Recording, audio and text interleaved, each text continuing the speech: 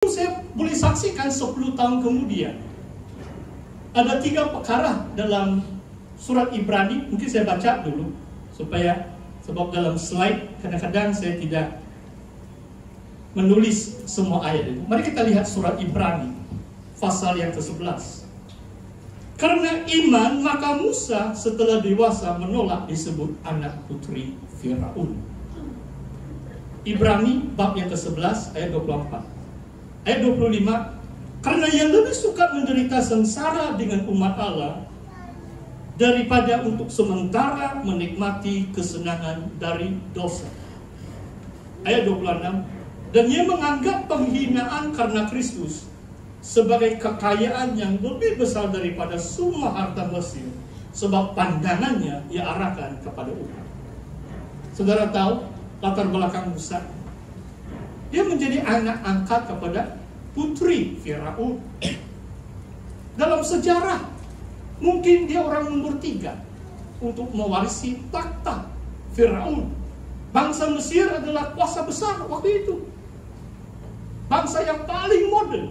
Nah, coba kamu lihat kan, mereka ada teknologi untuk membangun tuh piramid. Sampai hari ini itu engineer pun bingung. Bagaimana mereka 3.000 tahun yang lalu membangun 4.000 tahun yang lalu.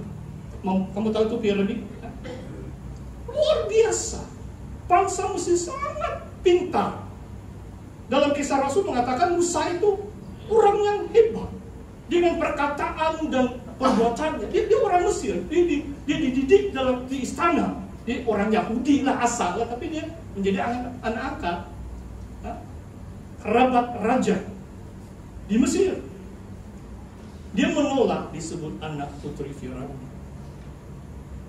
Mungkin yang terakhir saya tolak, bahkan setelah saya tamat lagi, waktu saya sudah di Ranau, sudah tamat tuh 6 bulan saya dilantik pusat jadi pemangku pengetua. Saya pernah cuti lagi 1 minggu di Singapura. Tunggu lagi pusat pelantikan. Waktu itu hak penetap saya masih ada. Sampai sudah saya balik di Sabah, cuti 1 minggu di Singapura, masih lagi ada gereja tawarkan saya. Bahkan ada seorang pengurusi gereja melawat saya. Waktu saya pastor di SIB Muhibah di Ranau. Tony, what are you doing here? Dia bilang. Apa yang kamu buat di sini di kampung? Dia bilang, datang. Ya, dekat 10.000 mereka tawarkan uang Singapura. Saya bilang, kamu baliklah Singapura. Saya bawa dia jalan-jalan 2-3 hari. Sampai di Namaus juga dia melawan. Ya. Seorang pengurusi gereja di Singapura yang menawarkan pelayanan untuk saya. Dia bilang, ya jangan kamu di Ranau, kamu balik di Singapura. Lebih baik di sini, dia bilang. Tapi saya tahu kehendak Tuhan bagi saya adalah berada di negeri saya sendiri.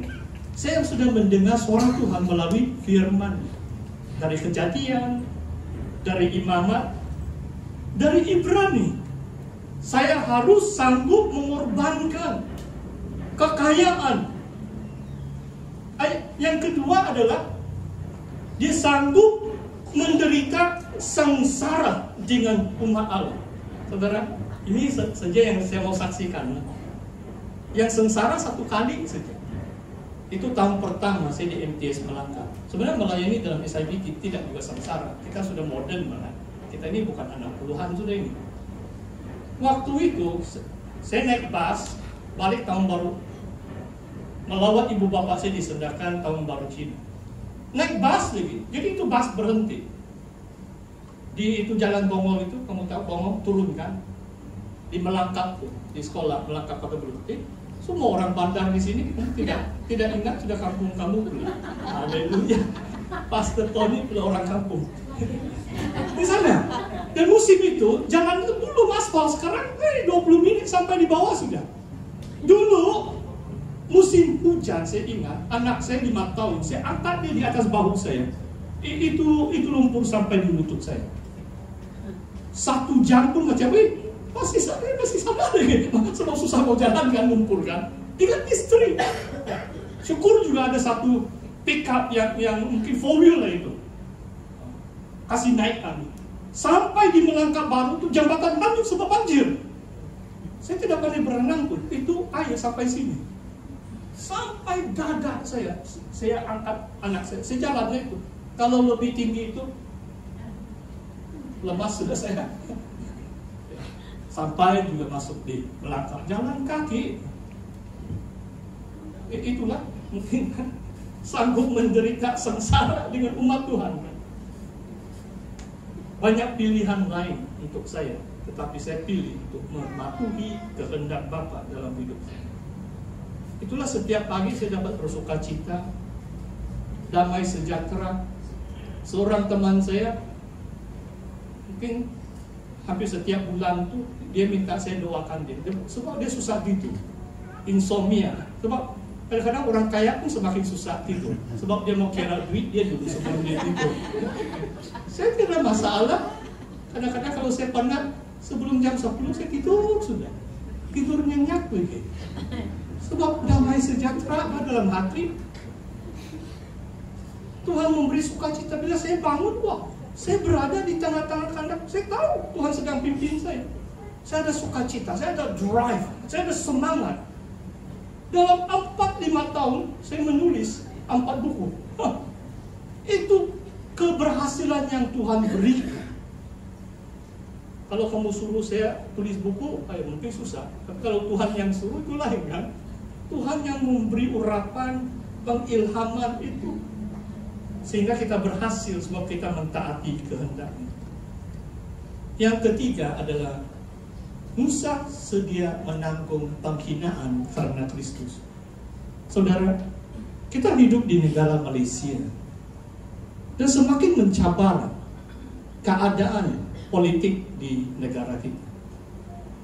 Dalam 3 tahun pilihan raya umum kita tidak tahu siapa yang memerintah.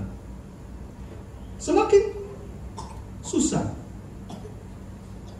Ideologi pun lain. Saudara boleh tengok YouTube. Orang yang sangat sederhana pun, ini orang bukan fanatik dan sebagainya, dia sangat sederhana. Maksudnya dia mengasihi kaum yang lain, agama yang lain, dia respect. Dia bilang, cucu saya 5 tahun sudah kibarkan tuh bendera Palestina. Kamu tahu kan ideologi itu? Tahun lalu saya khotbah Kristus sampai di kota Belut. Saya bilang, saya di negara Arab kayak ini. Ratusan orang, bendera, panji, Arab pergi di, tidak tahu itu tempat 2-3 ribu orang berkumpul. Sudah sampai di Sabah. Hati-hati saudara. Maksudnya saudara, satu saja cara kita mengatasi adalah kita mendalami firman Tuhan. Kita menguatkan iman kita untuk cabaran yang akan datang. Pemuda-pemudi, 1 Yohanes mengatakan, kita ini kuat di dalam firman. Kita sudah mengalahkan si iblis. Tapi saya lihat banyak muda-mudi, kadang-kadang baik, main musik juga pandai itu, melayani itu pandai, tapi jarang membaca Alkitab. Sekarang cabaran dia sangat serius ini. TikTok tuh 30 saat tidak mengajar kamu banyak hal itu. Membaca Alkitab kadang-kadang saya perlu 1-2 jam.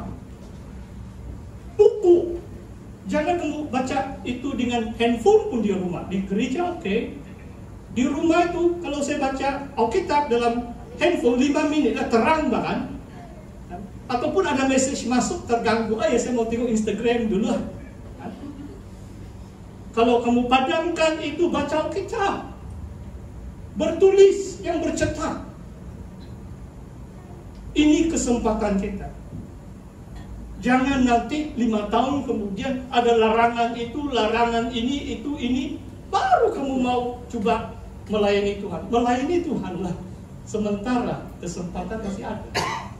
Mendalamilah, belajarlah firman Tuhan sungguh-sungguh, supaya kita kuat, Kristen kuat, supaya apapun ancaman, cabaran yang bakal datang di Sabah dan di Malaysia, kita akan mengatasinya dengan iman kita. Kita bukan benci orang lain, kita tidak benci agama lain, kita mengasihi, kita mendoakan kerajaan, tetapi kita tahu kehendak Tuhan yang harus menjadi pusat hidup kita. Kita harus berada di tengah-tengah kehendaknya. Itu yang memberi kepuasan yang sejati. memberi kita satu sukacita yang luar biasa. Setiap hari kita bertenaga untuk hidup memuliakan nama Tuhan. Saudara, demikian perkongsian saya hari ini. Dan masing-masing kita menilai hidup kita dan mencari wajah Tuhan. Kalau ada sesuatu apapun dalam hidup kita, supaya kita menemukan kehendak Tuhan dalam hidup kita.